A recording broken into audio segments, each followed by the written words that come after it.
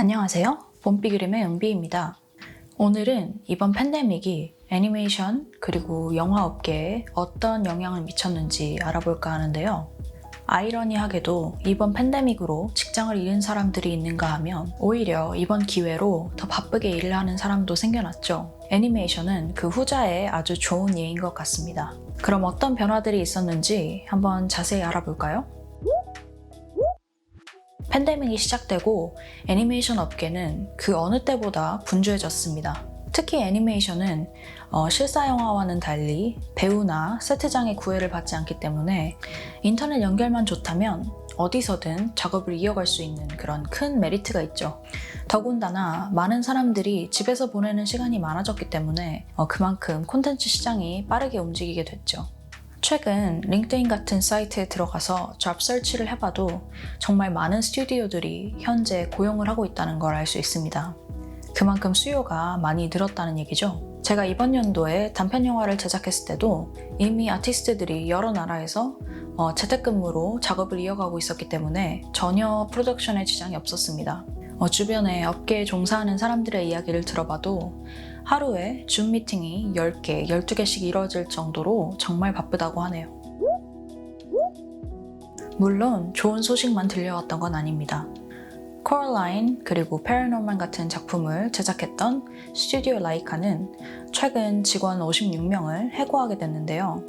CG나 2D 같은 애니메이션이 아닌 스탑모션 같은 경우에는 직접 만든 퍼펫 그리고 세트장을 활용하기 때문에 좀 더 실사 영화에 가까운 점이 있죠. 그래서 빌딩에 제한된 인원만 수용이 가능하다 보니 정말 필요한 인력들만 남겨놓고 내보내야 하는 상황이 된 거죠.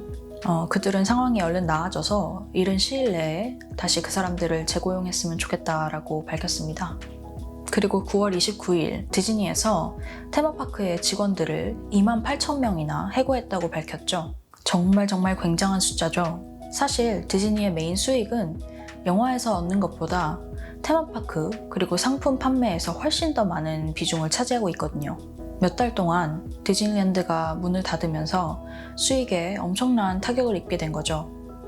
그리고 재택근무를 하는 아티스트들의 입장도 흥미로운데요. 오피스에서 일했을 때 누렸던 좋은 기기, 컴퓨터, 아니면 식사 혜택 이런 것들을 다 놓치게 된 거죠. 그리고 또 사소한 거일 수도 있지만 집에서 쓰는 전기량도 늘어남에 따라서 전기세도 더 나갈 거고요. 또 가정에 있는 분들은 일의 퀄리티가 조금 낮아지지 않았을까 싶네요. 앞으로 스튜디오들이 오피스를 버리고 완전히 재택근무로 전향을 한다면 과연 아티스트들이 건강보험이나 이런 혜택들을 그대로 보장받을 수 있을까 하는 의구심이 생기네요. 많은 변화들이 팬데믹으로 인해서 훨씬 빠른 속도로 진행되고 있는데요. 그 중에 하나가 바로 스트리밍인 것 같습니다. 이대로 가다가는 정말 영화관들이 없어지지도 않을까 하는 우려가 있는데요. 이미 사람들은 집에서 드라마나 영화를 볼 수 있는 넷플릭스, 훌루, 그리고 아마존 같은 서비스에 익숙해져 있고 오히려 영화관에 가는 게 되게 번거로운 일이 돼버린 거죠. 예를 들어 영화를 예매하면 보통 데이트를 잡잖아요. 그러면 저녁도 먹어야 하고 또 주차 공간을 찾아서 돈도 내야 하고 거기까지 가는 시간도 소요가 되기 때문에 그런 것들을 다 감수하고도 영화관에 가서 볼 의미가 있는지 그런 것들을 따지다 보면 사실 집에서의 편리함을 이기기는 어렵다는 말이죠. 그래서 최근에는 스튜디오들이 영화관 체인을 아예 인수해버리지 않을까라는 얘기도 있습니다. 무성영화의 시절이었던 1890년대에는 사실 스튜디오들이 영화관들을 하나씩 다 갖고 있었습니다. 그리고 당연히 그 스튜디오에 소속돼 있는 배우들이나 영화의 퀄리티에 따라서 흥행이 갈리고 굉장한 불평등이 있을 수밖에 없었죠. 이로 인해서 1948년에 미국의 정부가 스튜디오들을 단체로 고소하게 되는데요. 이것이 바로 헐리우드 앤티트러스트 케이스입니다. 그러나 올해 2020년 8월 7일에 이 법이 해지가 됐습니다. 그 이유는 넷플릭스, 훌루 그리고 아마존 같은 기업들이 사실상 본인의 영화관을 갖고 있기 때문인데요. 스트리밍 서비스가 바로 그렇기 때문입니다. 자신들이 제작한 작품들을 바로 자신들의 플랫폼에서 상영할 수 있기 때문이죠. 그래서 다른 영화사들도 그렇게 할 수 없다면 사실 불공평하기 때문입니다. 과연 영화관들의 미래는 어떻게 될 것이고 또 1890년대처럼 굉장히 불공평한 파워플레이가 생기진 않을지 한번 지켜봐야 될 것 같네요.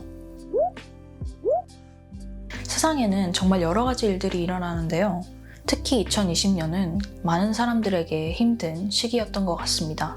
그런 면에서 참 엔터테인먼트 업계가 흥미롭다고 느껴지는 것은 이것이 분명히 의사와 같은 프론트라인 워커는 아니지만 필요성이 아주 높은 직종이 아닐까 싶네요.